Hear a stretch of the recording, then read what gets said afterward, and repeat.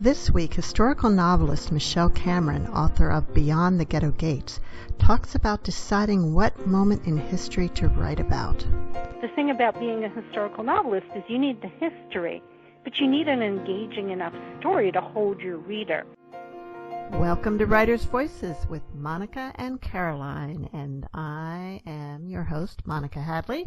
And with me on the other end of the line is my mother, who just celebrated her 85th birthday, and co-host, Caroline Kilborn. Hello, everyone. It's a beautiful day here in Iowa. I mean, really beautiful. Not a cloud in the sky. It was just really something. But so welcome to Writers' Voices. We have a very interesting author to talk to today, and Monica will introduce her since she had the book last, so she has the information. So our guest today is Michelle Cameron, author of Beyond the Ghetto Gates. Michelle is the director of the Writers' Circle, a New Jersey-based organization that offers creative writing programs to children and adults, and the author of works of historical fiction and poetry. The Fruit of Her Hands, the story of Shira of Ashkenaz, which was published in 2009, and In the Shadow of the Globe in 2003. She lived in Israel for 15 years, including 3 weeks in a bomb shelter during the Yom Kippur War, and served as an officer in the Israeli Army, teaching Air Force cadets technical English. Michelle now lives in New Jersey with her husband and has 2 grown sons. Her website is michelle-cameron.com, and the book is Beyond the Ghetto Gates. Welcome to Writers' Voices, Michelle. Thank you so much. And Caroline, happy birthday. Thank you. Thank you very much. I was just wondering, this book is, of course, a historical novel, and how much of it is authentic? Is all the things about Bonaparte and so forth, is that authentic? A good deal of it is real. He did go to Ancona, Italy. He did there open up the first of the ghetto gates that he opened up as he was making his way through Italy. So all of that is correct. I tried very hard to make like the battle scenes and things like that as authentic as I could. There are definitely a lot of fictional parts of the book, however. Well, of course, with the characters, yeah. Yes, but also, in the book there is a story about a miracle Madonna, a portrait of the Virgin Mary, and I have actually the Vatican report that talks about how the people truly believed that this was a miracle. Oh, wow. So, yeah, so that was not made up. But a lot of the things that happened to the portrait in the latter part of the novel are definitely, definitely my creation. So it's part and part. Well, that's the way it has to be, I'm sure, with the historical novels. But of course, Bonaparte's whole history, and is amazing, and the way that his downfall and everything, because that didn't happen in this book. But this is in my opinion, this is a page turner. Oh, well, thank you. That's what I wanted it to be. Yeah, and it is. Yeah, of course, it's historical fiction. It's about time and part of the world that maybe we don't know that much about. We certainly know a lot about the history of Italy, but maybe not so much about during this particular time. What originally got you interested in this particular time and setting and place in the world? So I was looking. I had written another historical novel, which took place during the Middle Ages and took place during the rise of anti-Semitism in Europe. And there were parts of it that were very hard to write because some truly horrific things were happening.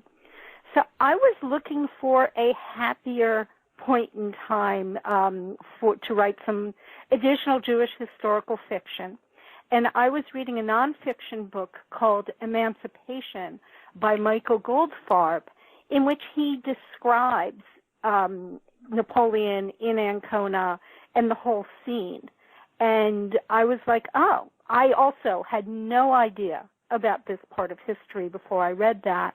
And so I started digging because it seemed to me like that was that rare, joyous moment in Jewish history. So that was kind of how I got to this. And where in Italy is Ancona? What else is it near? It's if you know where Venice is, it is south of Venice on the shore. Okay. And there were Jewish people living throughout Italy during this time, which the book starts in 1796. 96, yes. And so there were people living there, the Jewish people living in Italy. Were they all subject to restrictions on where they could live and what they could do? Absolutely. It's interesting because the Jewish population in Italy is one of the longest continuous populations of Jewish people at all. I mean, they were there since Roman times. But certainly any place that really throughout Europe, the Jews were subject to tremendous restrictions.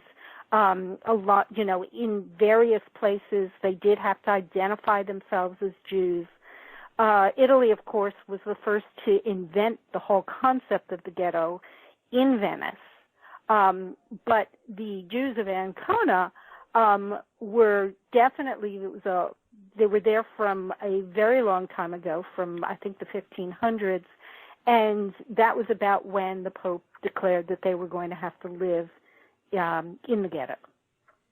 Now you said, of course, Venice, they lived in the ghetto, or that's where the concept of ghetto was invented, but I did not know that. So, no, I didn't either. So, well, yeah. What does ghetto actually mean? Where did that word come from? Well, again, that goes back to Venice. They put the Jews on an island which held a foundry. And the word ghetto comes from the Italian word for foundry. And, it has nothing to do with, being locked inside somewhere. It really comes from that. And, of course, today we use it in various different contexts. So it's fascinating that word, held its meaning. It is. Yeah. And I wonder, does it have any roots with gates? Because ghetto, gate, some sounds like. Do you know if there's any connection etymologically, or what is the word? In tracing the history of the word? No, it really was due to this foundry itself. Okay. But, one of the hallmarks of ghettos was that they were able to lock the Jews inside and close gates to keep them inside. Oh. Now, the other thing that really surprised me was that the French at this time had basically removed a lot of restrictions on Jews, and there were Jews in Napoleon's army. How did this come about? So what happened was, during the French Revolution, the Jews were made, really for the first time in millennia, they were made citizens of France.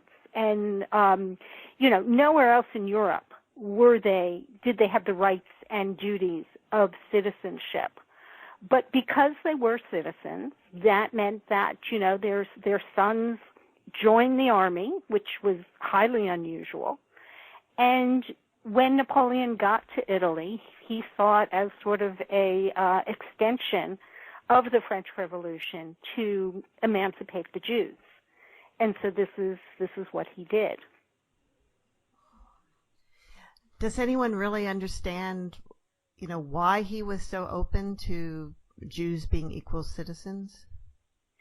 I don't think they really do. At one point, I talk about he's at a salon, and he's basically he talks about the fact that he and his family, for a very short period of time, were exiles from Corsica. And so I sort of use that as part of his motivation that he understood what it felt like to be in exile, not to have those rights of citizenship. But also I felt very strongly that Napoleon at this time was trying to cement his reputation as a hero of France, and I think he saw this as a heroic opportunity. Mm-hmm. He was very conscious of his persona and how people perceived him, wasn't he? He absolutely was.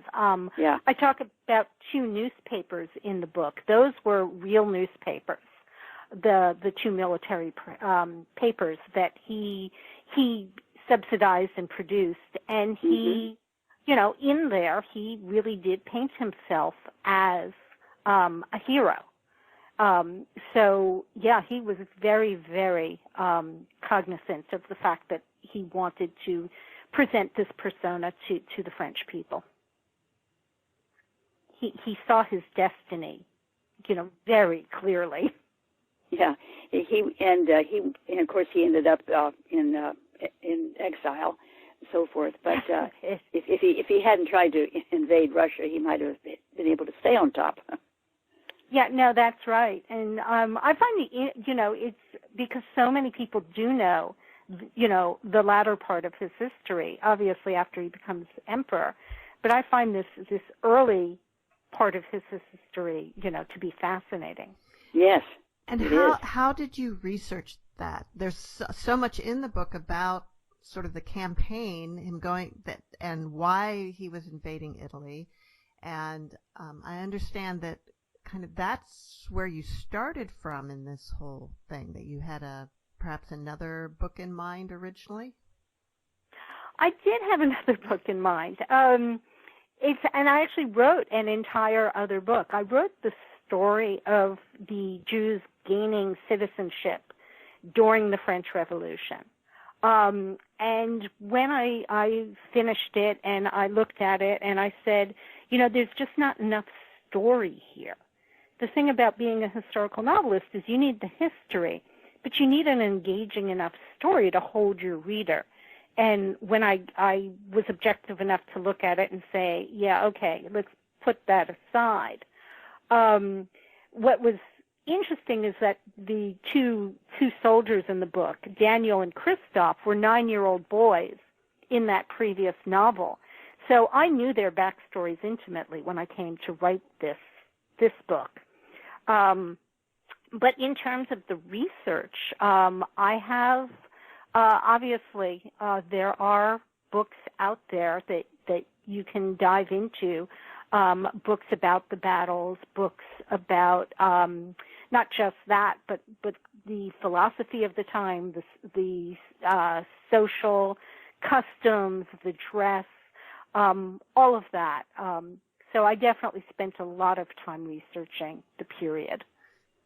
Now, during the time of this book, Napoleon was a general, but he was not the political leader of France. Who was? At this point in time, there was something called the Directory. So we're past the period of the French Revolution that most people know about, with the terror. So a group of men took over this sort of, as I said, they called themselves the Directory. And they were a pretty corrupt bunch. But they frustrated Napoleon because they kept giving him very contradictory orders. And by the end of the book, he's largely ignoring them because he is the power in Italy, and he's the one negotiating with the Pope, negotiating with the various little city-states throughout Italy, and basically doing what he wants. Well, what was the purpose of the invasion into Italy? He was chasing the Austrians out of the country. France was at war with Austria at this point in time, and it was basically opening up a second front against the Austrians.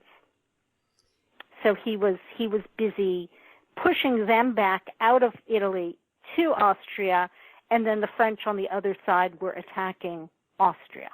And what was the cause of the war between France and Austria? In a word, Marie Antoinette. Yes. That was a tumultuous time in that part of the world, wasn't it? Yeah, no, and I think too. I mean, anybody with a crown was terrified right now. Oh, I yeah. mean, they, so I think that this was a big part of it. I was in Vienna a couple years ago for the first time, and went to some of the palaces and so forth. This was the Habsburgs, was that? Yes. Yes. So Marie Antoinette was a young daughter from, and I can't remember her mother's name, but her mother was the one running the show, and it seemed like from what they said, and she had so many kids, and then they were married into every royal family around Europe, and really were the center of power in a way. Yeah, no, very much so. Very similar, I think, to what happened with Victoria, who also married her children all throughout Europe, and some of them did not end up well. Mm. So there's some interesting parallels there. And let's see, what year was Victoria? When was that? That was the 1800s. 1800s. Yeah. So that was a little later. Yeah. That was later. And was Victoria related at all to the Habsburgs? Did any Habsburg blood get into her line? That's an interesting question. I know her husband was a Saxe-Coburg, but mm-hmm. I don't know if there was any. I don't know. Well, she was German, part German too, wasn't she? Yeah, I think she was actually. Yeah, I'm pretty sure. So tell us a little bit about, you lived in the U.S., you lived in Israel. Were you born here and went there, or what's your backstory? So I was born in New Jersey. My parents moved to Israel, made Aliyah in 1973 when I was 14 going on 15. So they dragged me kicking and screaming because this was not something I wanted to do at all. They sent me to a boarding school, an English-speaking boarding school. It's actually called the American Class, in a kibbutz that was about very close to the border up north. And it was Yom Kippur 1973 when we were sitting and fasting because it was Yom Kippur, and the entire building began to shake. And we ran outside, and streaking overhead was an Israeli Phantom jet chasing 3 Syrian MiGs out of the country. And that was the start of the war. So when I talk about living in a bomb shelter, that was when that happened. Wow. But, yeah. So I lived in Israel for 14 years, met my husband over there. He was also from New Jersey. We got married over there. And then we decided, because mainly for career reasons, we decided to come back to the States, and didn't intend to end up in New Jersey. We lived in Boston for a while, but he got a job back here, and we've been here ever since. Wow. And have you ever thought about writing historical fiction set in Israel? I wrote 3 books before my first novel was published. And the first 2 were contemporary books that took place in Israel. And I have to say I'm really glad neither of them ever got published because they were bad. I had to practice being a novelist before I actually became a novelist. But I'd always been, fascinated by history and always, thought of myself really as a historical novelist. So it was surprising when actually my first book was a verse novel. It's written in poetry. and it's all about William Shakespeare in the Globe Theater. So I sort of came to writing historical novels sort of in a very roundabout fashion. So it seems like you have a very broad array of interests. Oh, absolutely. Well, yeah, no, and I'm sorry. A lot of historical novelists, too, sort of get stuck in a single time period, and that's not me. Again, my first historical novel was medieval. This one takes place in the Napoleonic era. I will probably do a second book with these same characters, but after that, I'm probably going to go to some other period of time. Well, a lot of the books historical novels that we have talked about on Writers' Voices are World War II and World War I. So that seems to be a very popular area right now for historical novels. And of course, when the title of your book, Beyond the Ghetto Gates, the first impression is, oh, this is another World War II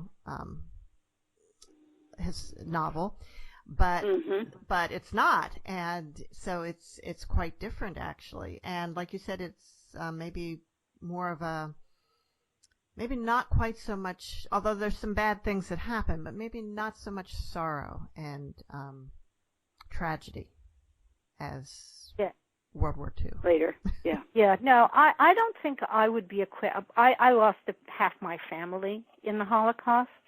I feel absolutely unequipped to write that story. I think it just runs too close to home. Oh yeah. But but you're right. I mean, that is the trend. Is those, they call them contemporary historicals. Anything from the 20th century on. And it was definitely a struggle to get this book published because publishers wanted to keep to that trend. Interesting. Yeah, that is interesting. Yeah. Was it more difficult for this than the medieval one? I think the times were slightly different with the medieval one. Again, that was back in 2009 that came out. And publishers were a little bit more open at that point, although they were starting to move to, greater trends.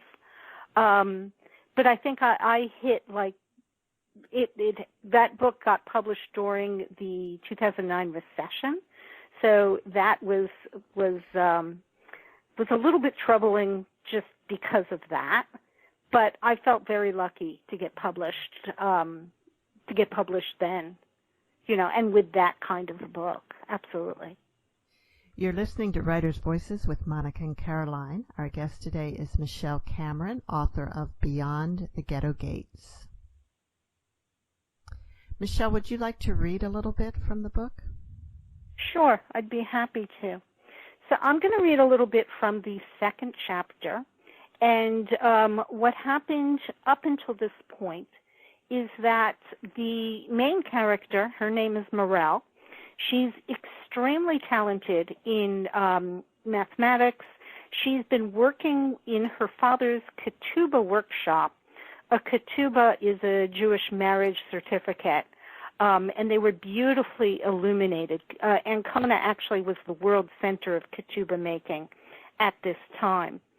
So Morel wants to help foster her family's legacy, but she's just been told by the rabbi that she cannot continue working, and by her mother, who wants her to simply get married, have children, and have a Jewish household.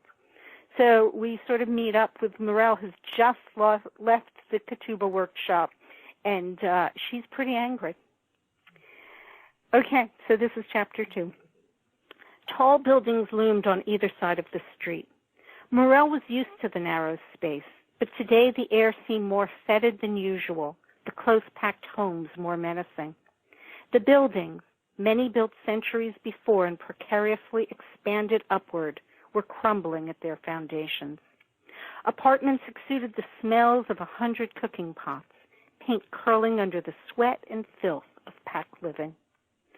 Toddlers played in the streets, ignoring the refuse running down the center sewer. Housewives stopped to gossip, straw baskets crushed against their sides. The market was bustling, with vibrant oranges and lemons piled into pyramids, cut citrus samples sharp in the spring air, bundled chard and spinach, flowery clusters of cauliflower and broccoli, and long spears of artichokes piled high. Crusty breads, fruit-filled flans, and boxes of biscotti wafted enticing odors. But today, all Morel felt were the centuries of dirt and sweat trapped inside the enclosed ghetto. The walls pressed in on her, making it difficult to breathe. On impulse, she decided to visit a different market, the one outside the gates, where she could feel sea breeze and sunlight on her face. During daylight hours, the ornate wrought iron gates at the ghetto entrance were flung wide. Because her friend Dolce often designated them as a meeting spot, Morel knew their every nook and curve. As she'd wait, she'd run her fingers over the peeling patterns, twisting and curling. From dawn until nightfall, ghetto residents moved freely through the stone archway into the city of Ancona. As the sun dipped behind the horizon, however, city guards slammed the gates shut and chained a heavy padlock to the bars. The clang of the closing gates always raised the hair on the back of Morel's neck. It affected her generally carefree brother even more. Jacopo often railed against being imprisoned inside the ghetto. "Just once I want to see what the sea looks like under the stars," he'd said one night as they stood outside, straining to see more than a few inches of night sky. "Just once I'd like to walk freely out of the gate and not have someone stare at me because I'm Jewish." Something had stirred in her chest as he spoke. She felt the same when a packaged ketubah left the workshop to travel to a distant shore. A whole world existed outside the ghetto. If only they could both walk out of the gates freely. But they were trapped. Day or night, whenever the Jews left their homes, they were required by law to don the yellow hat and armband that branded them as different. For as long as she could remember, Morel had covered her brown locks with a yellow kerchief before walking in the streets. She always wrinkled her nose in the mirror as she adjusted the badge of her faith. "They make us wear yellow because it is the color of urine," she'd think distastefully. End of cowardice. Catching sight of the open gateway, she tossed her head high and walked through. The street lay straight to the quay, where the Gentiles gathered to sell their produce. She would have to buy kosher meat and bread on her way home, but at least she could buy fresh fruit and vegetables and eggs here. As she neared the water, she took a deep breath. Early spring air mixed with the salty tang of the sea. The piercing cry of gulls and the shouts of men working on the docks drifted up. The quay was alive with the bustle of sailors and housewives, beautiful glass-fronted shops, and busy coffee houses. Morel made her way toward the market stalls. She just started to select some brown eggs from a smiling woman when a man rudely elbowed past her. "Francesco Maratti," he cried. "A word." "Good morning, Signor Russo." Signora Maratti's fingers, gripping the wooden cross at her neck, belied her calm tone. "I'll attend to you after I wait on this customer." Signor Russo, a rough-looking man with a sour expression, glared at Morel, cold eyes lingering on her kerchief and armband. He sneered, "She can wait." Morel felt a protest rising, but closed her lips tightly against the rush of words. Anything she said would just sharpen his hatred. She was nothing more than dirt beneath his feet, all because she was a Jewess and he a Catholic. Okay. All right. And that was Michelle Cameron reading from Beyond the Ghetto Gates. And we meet a second one of the point of view characters in this passage, although you don't write nearly as much from Francesca's point of view, but there is some. Right.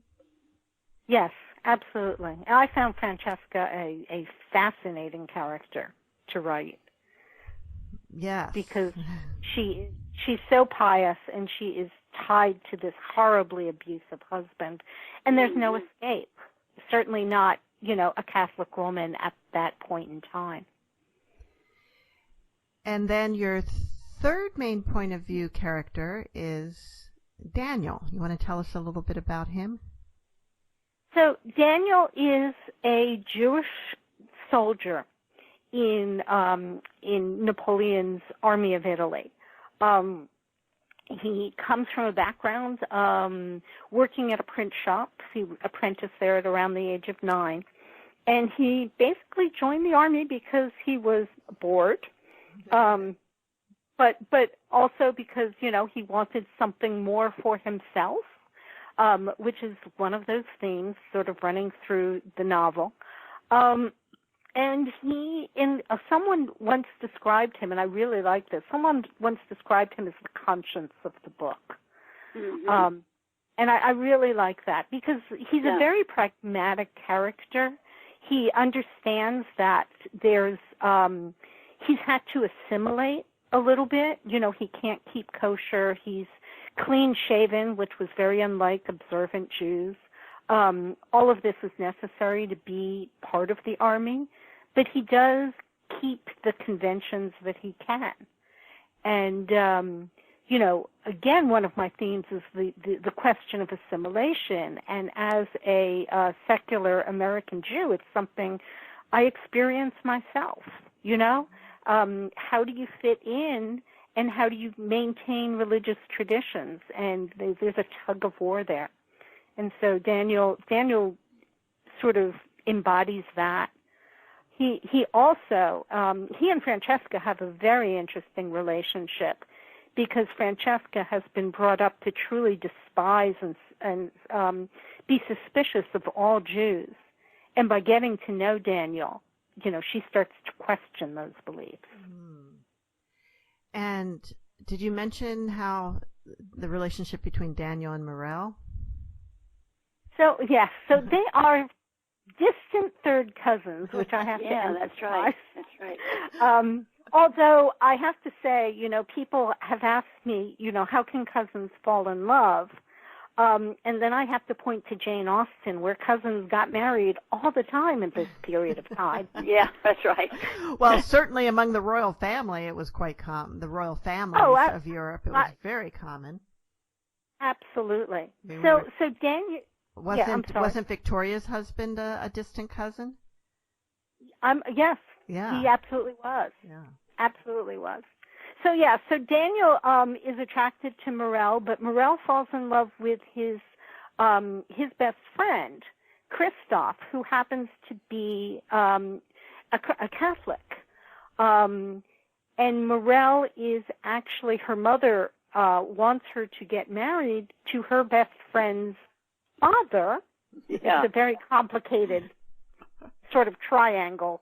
And because he's a very wealthy man.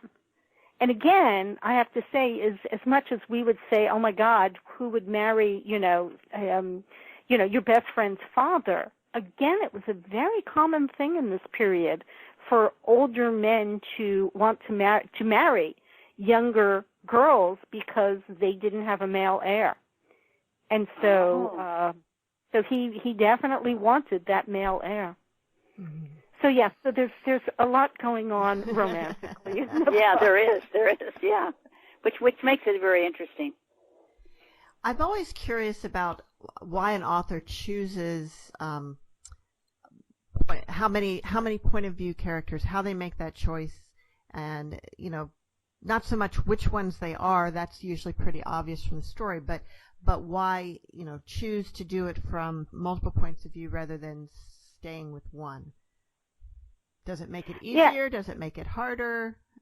What's your experience with that? Right. Well, I teach creative writing. I teach some aspiring novelists as part of the Writers' Circle. And so one of the things I always ask when they start to introduce various point of view characters is, A, how many, and B, how often. Because it's very important, I think, if you're going to have a point of view character, they have to have a purpose. So I think I chose various points of view, first of all, because I really wanted to show the difference between the Jewish and the Catholic communities in Ancona. And I wanted to show how, Napoleon's soldiers' point of view as they're making their way through Italy. So that was sort of where I started. And then, I have a real villain in Francesca's husband. And frankly, I love writing villains. They're so much fun. So he definitely has his own voice. But, I think there can be a point where you can have too many. And I always point to George R.R. Martin, who does it beautifully. But, you really need, when I was watching the TV show, for example, I was like, why don't they put the different people in different colors and keep it consistent? Because I can't keep track. And for anyone who may not know it, George R.R. Martin was the author of the Songs of Fire and Ice saga, which became Game of Thrones. Game of Thrones. Yeah, that's right. On TV. And yes, and there were whole books where, in that series, where there'd be the focus on these characters, and the next set of books, the focus would be on the point of view of other characters. Other characters, yes. Yeah. I always use book 4, which has none of the main characters in it, as an example of what not to do. He even apologizes at the end. He makes like a little apology there. So yes. One thing that sometimes bothers me is that, and I can understand why it's necessary, but sometimes you get a very brief, intimate point of view from someone only once in a whole book, or maybe once here and then once way later, and the rest of the time you're not. And usually authors are using that because they want to reveal something that only that character knows, and how do you do it without getting into their point of view? But it can end up seeming a little contrived if you're not seeing from that person's point of view any other time. No, I agree with that. And I have one unpublished book which has that problem in it. And I have to solve it because I agree with you. It's you just can't. It's just not fair to the reader to do that. Yeah. So tell us a little bit more, Michelle, about the Writers' Circle and what you do there. Sure, I'm happy to. So we were designed to be a New Jersey-based in-person organization. And we teach creative writing for everyone from first graders on through adult classes. My business partner in the Writers' Circle started it primarily for children because she was seeing how her own children were being taught to write in school. And, with all due respect to teachers, they're not writers, and they often don't understand the process of how you really write and the whole idea of loosening up creativity in order to get something that's probably messy and may not be as well structured, but has, the imagination and the verve in it. Right now, of course, because of the pandemic, we are teaching all of our classes virtually via Zoom. And it has been a challenge, but it's also been very gratifying to see that we're able to keep the energy of our classes alive through this crisis. And we have a summer intensive for teens that's coming up, and we teach like first through seventh graders with a 2-hour mini camp. So we're very busy all summer long. Wow. So normally this is at a certain location? Like, do you have your own space? Yes. We are in 5 different locations in New Jersey usually. And we work with a lot of churches and other types of organizations, and we rent out space. over the summer with the teens, we work out of Drew University, which is just a lovely place in Madison, New Jersey, to hold those classes. So, yeah. Do you find that doing this enhances your own writing, or do you sometimes resent the time that it takes away from your own writing? That's a great question. My partner and I wrote in our partnership agreement that we were novelists first. I mean, we literally put it down. Unfortunately, especially right now, that is not, coming to fruition. We had to pivot very fast when the pandemic came on, and there was, we added a lot of virtual classes just because we wanted to also serve the community. And so a lot of our time is taken up with that. And I think we both resent it at times, and we will tell each other we both resent it at times.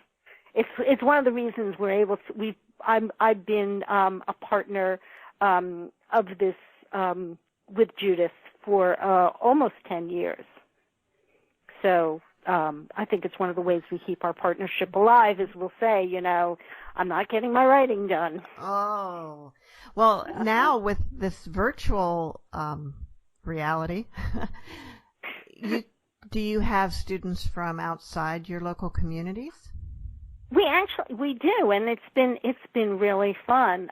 We very recently, because we also do writing events, and we very recently had this a friend of ours from New York City run a program. She's a novelist, and as well as an artist, and she's created her own tarot decks.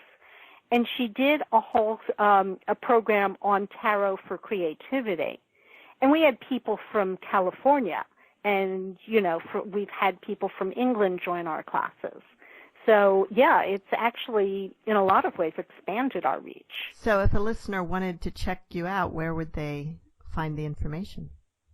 So, yeah, anyone who wants to check us out would be, our website is writers with an S, circle workshops with an S.com.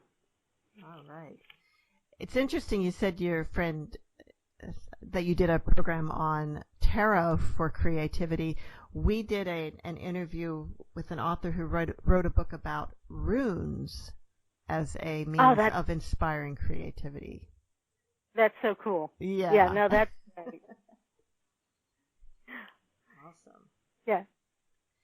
So, Mom, I know you really enjoyed reading this book. What are some of the aspects of it that you enjoyed?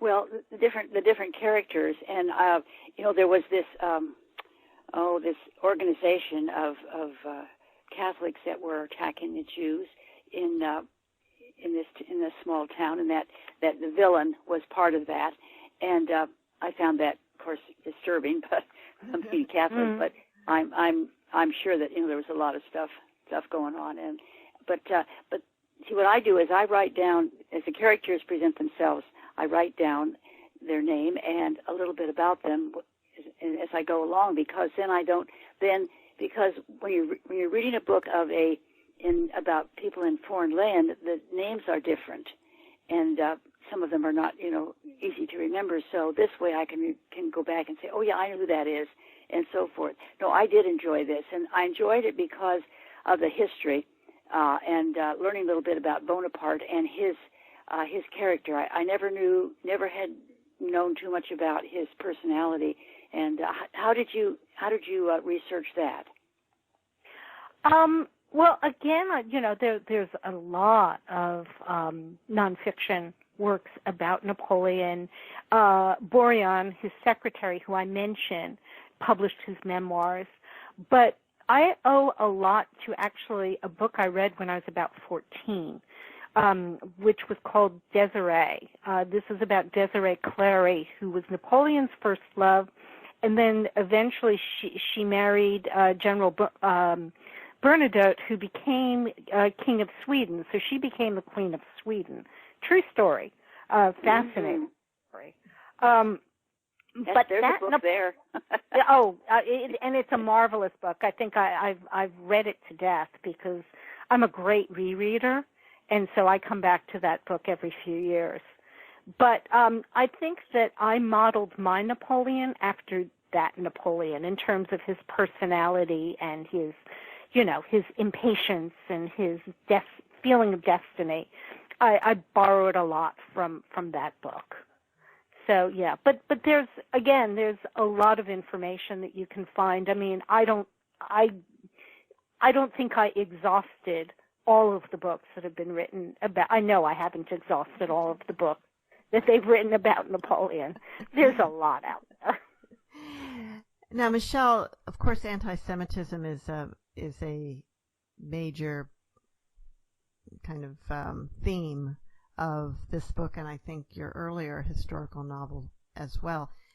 But also sexism and the limitations placed on women, and how, as a Jewish woman, your Morale was kind of had the double whammy going on there. Were there bright lights for women? Were there places during this time period where they had more opportunities? I think that, traditional Jewish women are very much cast in a specific role. And I describe it in the book. They really want them to be to take care of the household so that the husband, especially if he's very Orthodox, can study Talmud all day long. And you still see that today in very fundamentalist Orthodox communities. But so were there bright lights? There were. A good friend of mine by the name of Maggie Anton wrote a series on Rashi's daughters. Rashi was, 1100s in France, and all of his daughters studied, and were scholars. So there were definitely, some bright lights in that regard. Also, I did try to make the distinction in the book that, the only reason Morale couldn't work was because of the nature of her father's workshop, that she would distract the scribes, but there were a lot of times that Jewish women did work. Some of them had to work to support the household.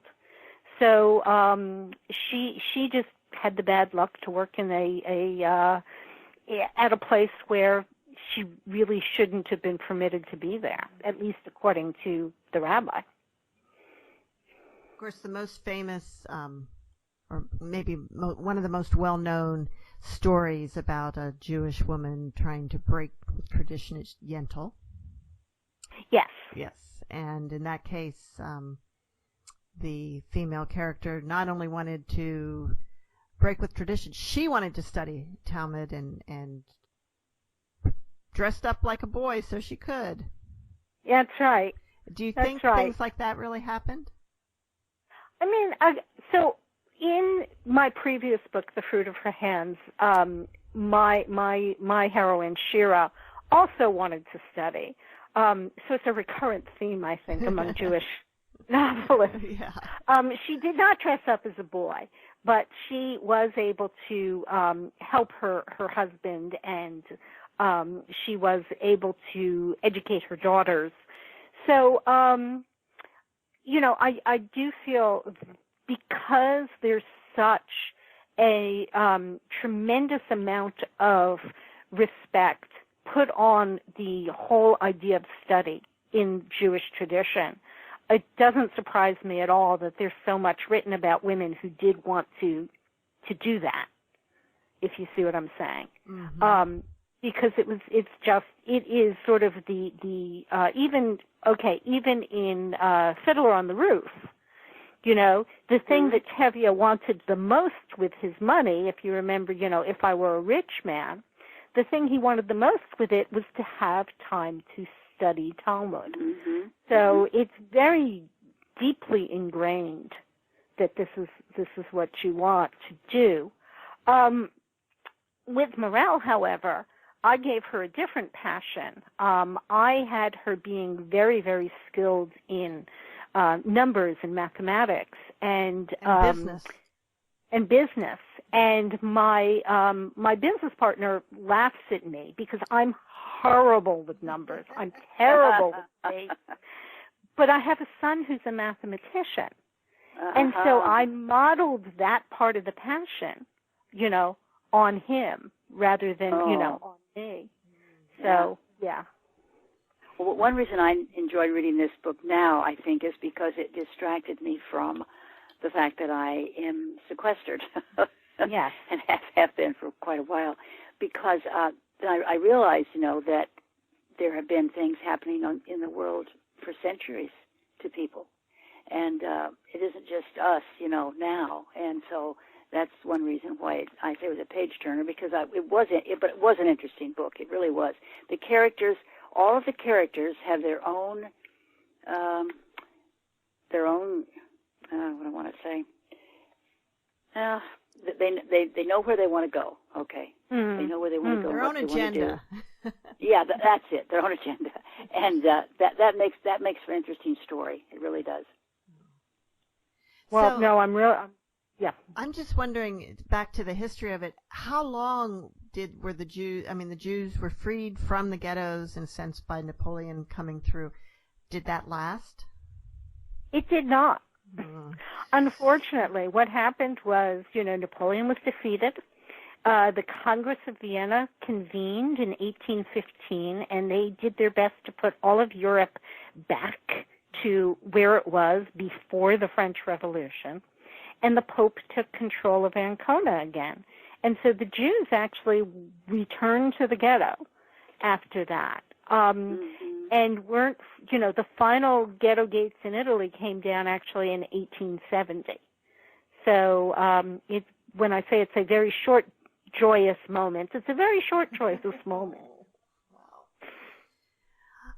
I'm looking at your website that we mentioned, the Writers Circle workshops.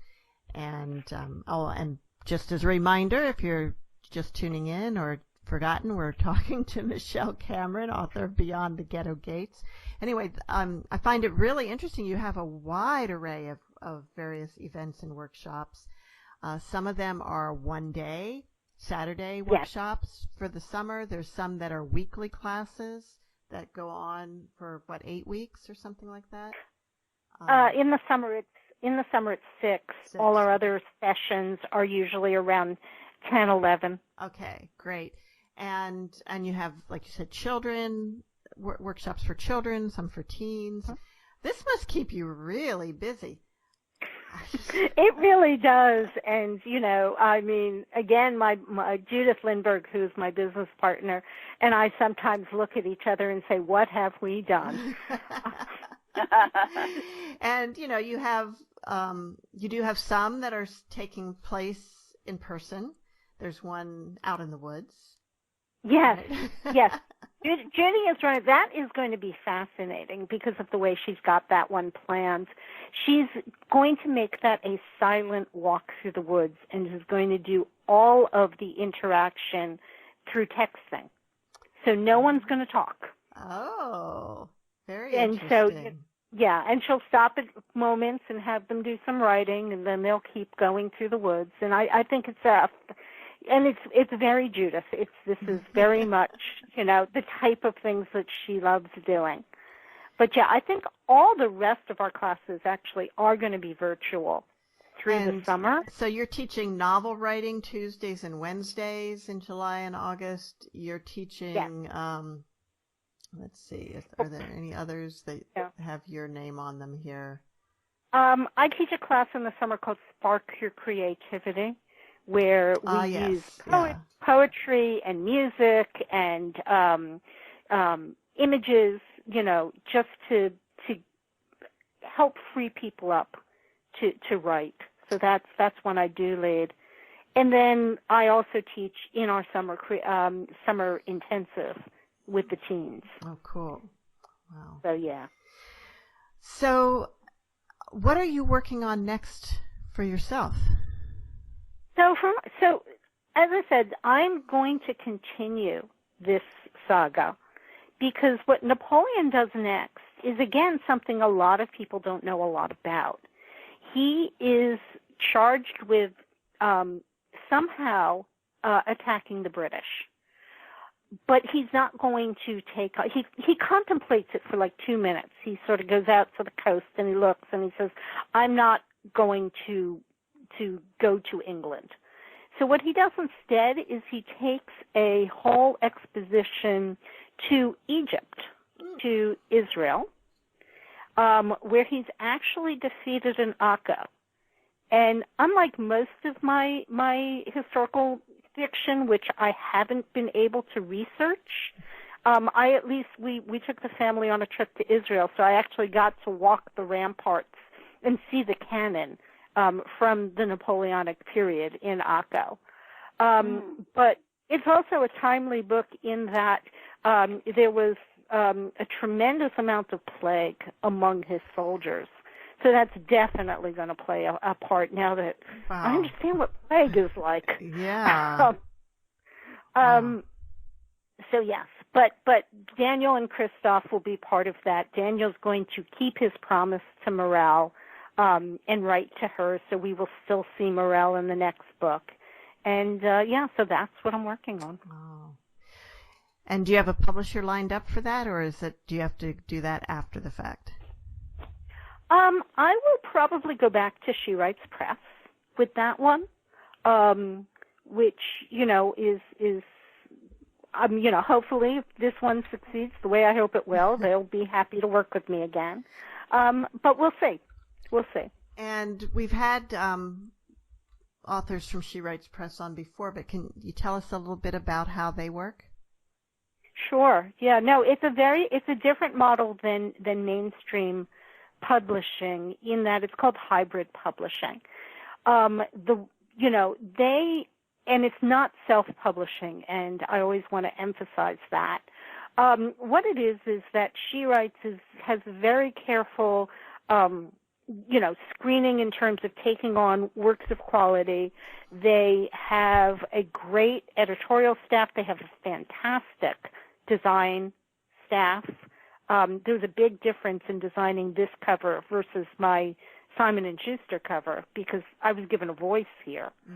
And they have, a sales force and they have distribution, which a lot of, to really rival the big five in publishing. The big difference, though, is that I've invested in my own publication. And so that, whereas with my Simon & Schuster contract, they gave me an advance and then very small royalties, which, I haven't seen a lot of.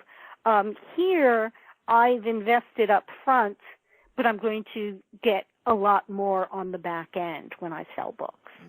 So it's a very different model in terms of publishing, and it is, I think, a little bit more open at this point. As we were saying before, the trend right now in the historicals is the World War II, World War I books.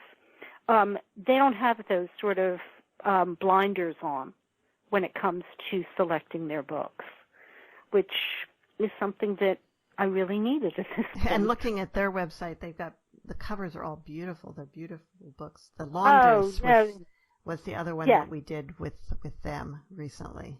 So they have a fantastic. The covers are gorgeous. The production values are just really exquisite. Well, we're out of time, so sorry to cut you off, but we really enjoyed having you with us today, Michelle. Well, thank you. Enjoyed it. Mom, do you have some final words? Yeah.